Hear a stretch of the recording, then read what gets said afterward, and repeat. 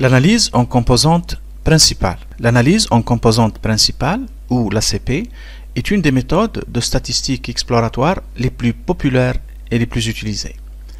C'est une méthode de description statistique multidimensionnelle d'un tableau de données quantitatives qui permet d'explorer des jeux de données, de réduire le nombre de variables et de rendre facile la compréhension des corrélations entre les variables.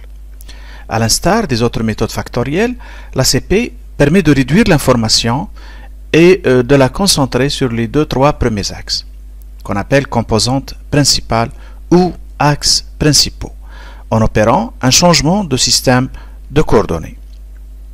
Les 2-3 premiers axes permettent d'expliquer la majorité des différences observées dans l'échantillon, alors que les axes restants apportent seulement des informations additionnelles. À l'instar de cette voiture dont différentes vues sont présentées, tous les axes ne rendent pas compte de la même manière de l'ensemble des données dans leur dispersion. Je reprends ici l'exemple de la TR, que je trouve génial, de Jean-François Husson, et qu'il a exposé dans l'une de ses vidéos portant sur l'ACP. Le meilleur axe est celui qui rend compte de la meilleure représentation des données sur un plan factoriel, suivi du deuxième meilleur, et ainsi de suite, jusqu'à ce que les premiers axes de 3 dimensions ou plus résument l'information contenue dans un système à n dimensions, impossible à lire. Pour revenir à l'exemple de la voiture, les meilleurs axes qui résument l'information sont ceux de la vue perspective. Voilà un peu le principe de la réduction des dimensions de l'ACP. Pour l'exemple appliqué à la recherche en architecture, on a pris un échantillon d'écoles de différentes zones climatiques qui a été soumis à une évaluation de quelques paramètres thermiques, lumineux et sonores des salles de classe. Cette variable et 120 observations ont été utilisées. On est donc en conformité avec les recommandations des chercheurs, stipulant un ratio de 5 observations pour une variable avec un minimum de 100 observations.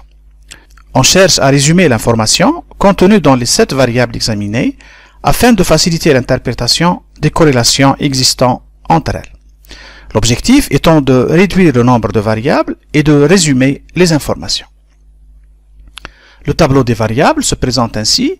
On a 7 variables actives: évaluation de la sensation thermique durant la saison chaude, évaluation de l'éclairage naturel, le niveau d'éclairage naturel ou la satisfaction par rapport à l'éclairage naturel, la lisibilité de l'écriture au tableau, l'éblouissement, l'audibilité des propos de l'enseignant, les bruits extérieurs et les bruits d'impact. Toutes ces variables sont des variables ordinales avec une variable supplémentaire qui est la zone climatique, une variable qualitative nominale.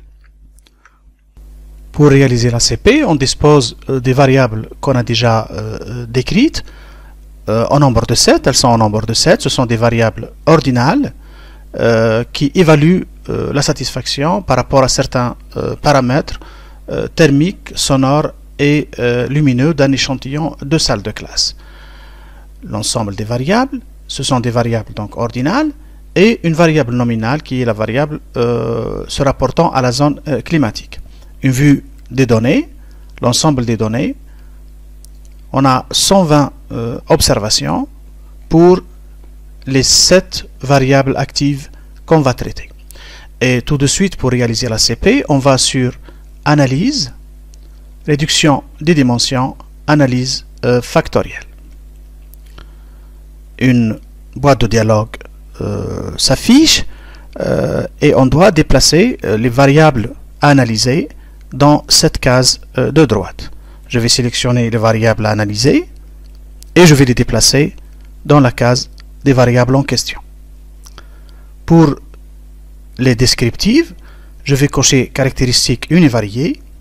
Je vais aussi cocher dans la matrice de corrélation les coefficients de corrélation qui nous intéressent en premier lieu, les niveaux de signification aussi,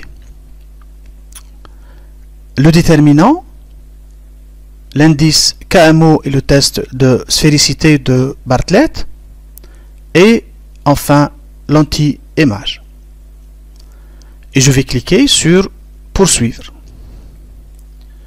Pour l'extraction, la matrice de corrélation, bien entendu. Pour l'affichage, j'ai la structure factorielle sans rotation.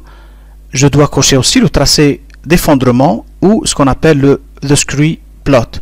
Le tracé d'effondrement va m'aider à choisir les facteurs qui résument le mieux l'information. Pour l'extraction des facteurs, j'ai deux options. L'extraction basée sur la valeur propre, les valeurs propres supérieures à 1, je vais la laisser, ou je peux choisir un nombre fixe de facteurs. Par exemple, je peux choisir 2 facteurs, mais je vais laisser le choix par défaut. Le logiciel va sélectionner les facteurs sur la base de la valeur propre qui doit être supérieure à 1. Et je vais cliquer sur poursuivre. Pour la rotation, je coche Varimax, qui est généralement la plus utilisée, et je vais cocher pour l'affichage, la structure après rotation est déjà cochée, je vais rajouter la carte factorielle. Et je vais cliquer sur poursuivre. Pour les scores, je dois enregistrer les variables. L'objectif de l'ACP étant de réduire le nombre de variables. Et même si le nombre de variables que j'ai sur la main n'est pas très grand, j'ai que 7 variables, il serait intéressant de les réduire en 2 ou 3 méta-variables. Et donc, pour connaître les nouvelles variables, je dois enregistrer dans le jeu de données. Et puis, je vais cocher aussi afficher la matrice des scores factoriels. Avant de cliquer sur poursuivre, bien sûr, je laisse la méthode de régression cochée par défaut. Je clique ensuite sur poursuivre. Pour les options, je n'ai pas d'observation manquante, donc je laisse tel quel. Mais par contre, au niveau du format d'affichage des coefficients, je vais cocher le classement des variables par taille, du plus grand au plus petit, et surtout, je vais cocher supprimer les faibles coefficients. Dans la valeur, ici, absolue inférieure à 0,1, c'est la valeur par défaut, je vais la mettre à 0,5, comme ça les choses vont être plus faciles pour moi. Et je vais cliquer sur poursuivre. Enfin, j'ai coché toutes les options, je vais cliquer sur OK.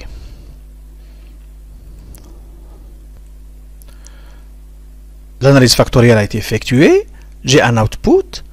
Le premier tableau représente les statistiques descriptives avec pour chaque variable la moyenne, l'écart type et le nombre d'observations.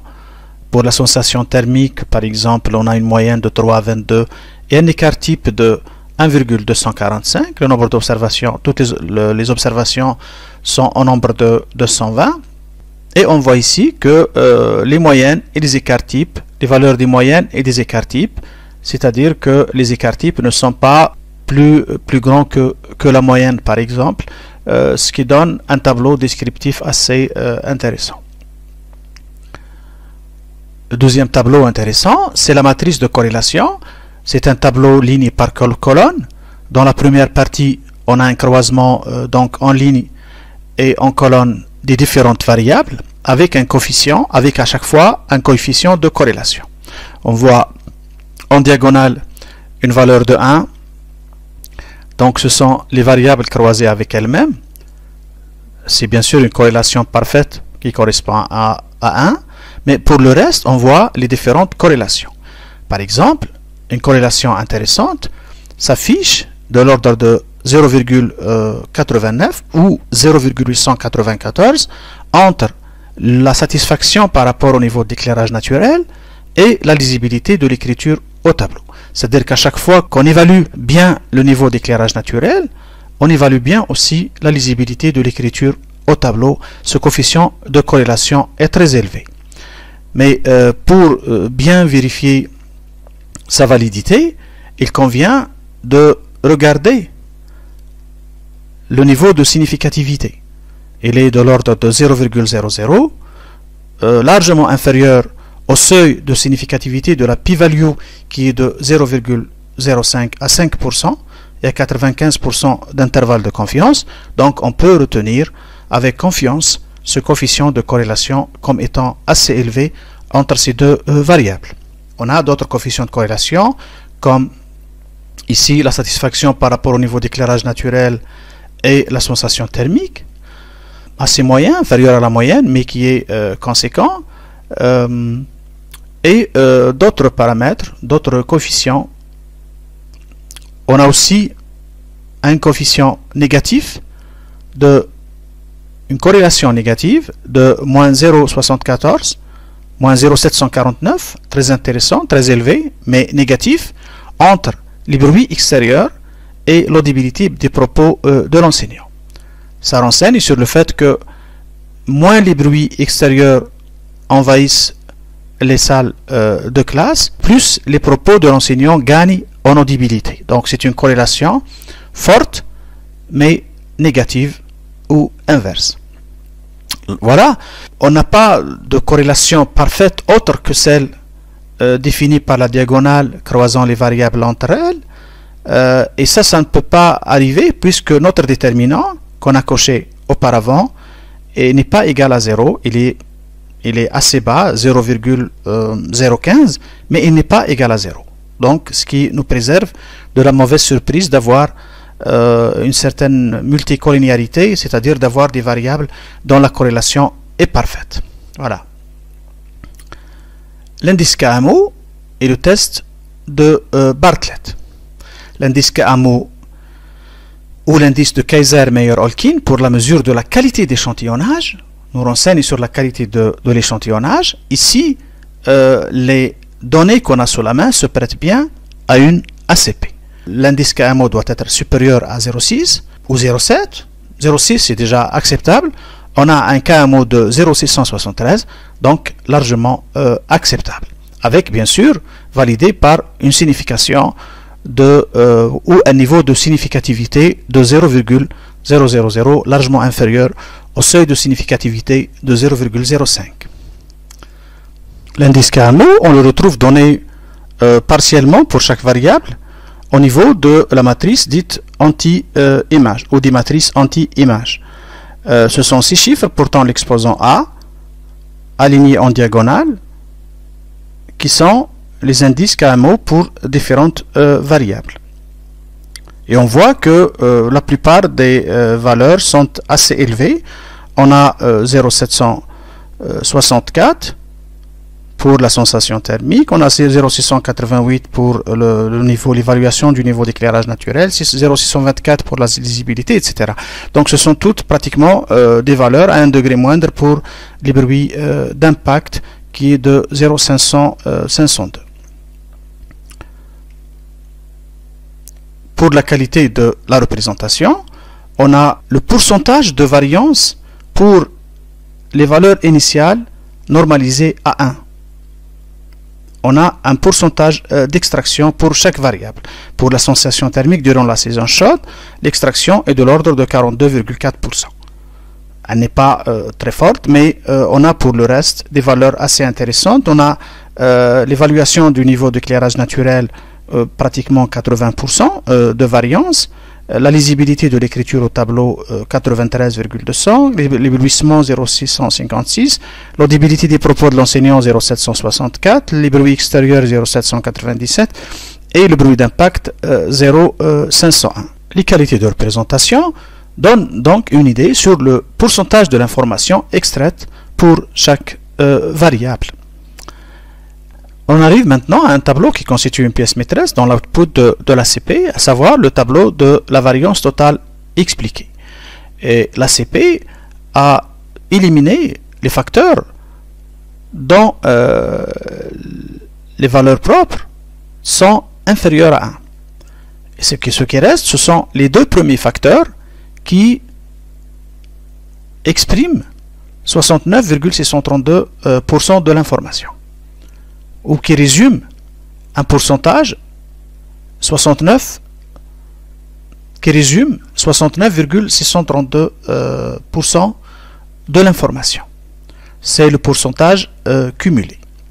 Donc le premier facteur résume 42,569% de la variance, et le deuxième facteur résume 27,063% de la variance, et la variance cumulée est d'ordre de 69,632%.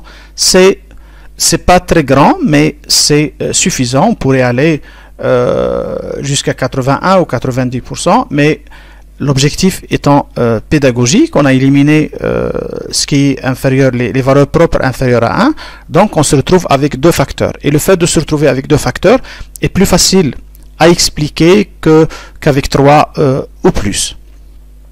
Ce sont donc là les deux composantes principales dégagées par l'ACP et qu'on peut visualiser à travers le tracé d'effondrement. Première composante, deuxième composante, on voit que le tracé d'effondrement exprime bien ou montre bien une certaine décantation des données. Ensuite, les données semblent se tasser avec des valeurs assez réduites à ce niveau-là. Donc le tracé d'effondrement plus la variance totale expliquée, le tableau de la variance, nous permettent de conclure et à deux facteurs, en fin de compte, à deux composantes principales retenues. Au niveau de la rotation de la matrice des composantes, on voit effectivement que pour la première composante sont représentées certaines variables, la lisibilité, la satisfaction par rapport au niveau d'éclairage naturel, l'éblouissement, la sensation thermique durant la saison chaude, qui semblent constituer ou donc qui sont représentées sur la composante 1. Et pour la composante 2, on retrouve les bruits extérieurs, l'audibilité des propos de l'enseignant et les bruits d'impact. Et là, on peut facilement conclure à la présence de deux clusters. Un premier cluster de variables sur la composante 1, qui sont les paramètres de l'ambiance thermolumineuse, et le deuxième cluster de variables expliqué par la composante 2, ou qu'on retrouve sur la composante 2, est celui de l'ambiance sonore. Et là, on aura réduit les 7 variables qui, je le rappelle encore, le nombre de variables n'est pas très grand. Il serait plus important de réduire les dimensions d'un grand ensemble de variables, mais là, la visée est purement pédagogique. On aurait réduit donc les 7 variables à 2 métavariables, à 2 clusters ou 2 métavariables, dont le premier a trait à l'ambiance lumineuse et thermique et le deuxième à l'ambiance sonore. Bien sûr, on aurait préféré peut-être 3 axes dans lesquels on mettrait respectivement l'ambiance thermique séparément, puis l'ambiance lumineuse, puis en fin de compte l'ambiance sonore. Mais c'est ce que l'ACP nous donne. Peut-être que les données en elles-mêmes, ce sont des données fictives inventées pour l'objectif de cet exercice, n'ont pas permis cela. Mais encore une fois, je rappelle que l'objectif est pédagogique et là, on a abouti à la définition de deux métavariables. On arrive enfin au tracé des composantes dans l'espace après rotation et on voit la distribution ou la distribution sur les deux composantes des différentes variables. On voit sur la composante 1 horizontale le regroupement d'un certain nombre de variables, donc l'éclairage naturel, l'évaluation de l'éclairage naturel, la satisfaction par rapport à l'éclairage naturel, la lisibilité d'écriture au tableau qui sont très corrélés et on l'a vérifié, le coefficient de corrélation au niveau de la matrice des corrélations est de 0,894, quelque chose comme ça. Puis, disons, la sensation thermique qui n'est pas loin. Et l'ensemble de ces variables très corrélées s'oppose sur la composante 1 à l'occurrence de l'éblouissement. C'est-à-dire que quand il y a éblouissement, la lisibilité de tableau, la lisibilité de l'écriture au tableau n'est pas bonne et le contraire est vrai. Quand la lisibilité de l'écriture au tableau est satisfaisante ou bonne, l'occurrence de l'éblouissement est négative, voire inexistante. C'est ça ce qu'on peut comprendre sur la composante 1. Sur la composante 2, verticale, les paramètres de l'ambiance sonore, et on voit que le bruit extérieur et le bruit d'impact sont assez proches, et ils s'opposent sur cette composante à l'audibilité des propos de l'enseignant. Là encore, lorsque l'audibilité de propos de l'enseignant est bonne, ces bruits extérieurs et d'impact sont assez réduits et le contraire est vrai là aussi. On peut double-cliquer sur ce tracé des composantes dans l'espace après rotation, l'agrandir et pour mieux visualiser les résultats. Voilà. Donc on peut l'agrandir sous SPSS pour mieux visualiser les résultats et les comprendre. Voilà. On va maintenant revenir sur la vue de nos données et on va constater que SPSS a rajouté deux colonnes. Donc, factor 1, factor 2. Donc deux colonnes que SPSS a rajoutées. Et ce sont les colonnes représentant les deux métavariables dont on vient de parler.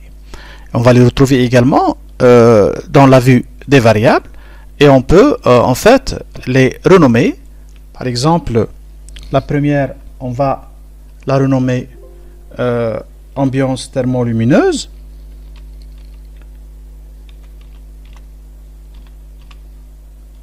Lumineuse. Et la deuxième, ambiance sonore. Voilà. Donc ambiance thermolumineuse et ambiance sonore. Ce sont les deux variables ou deux métavariables qu'on a créées. Voilà.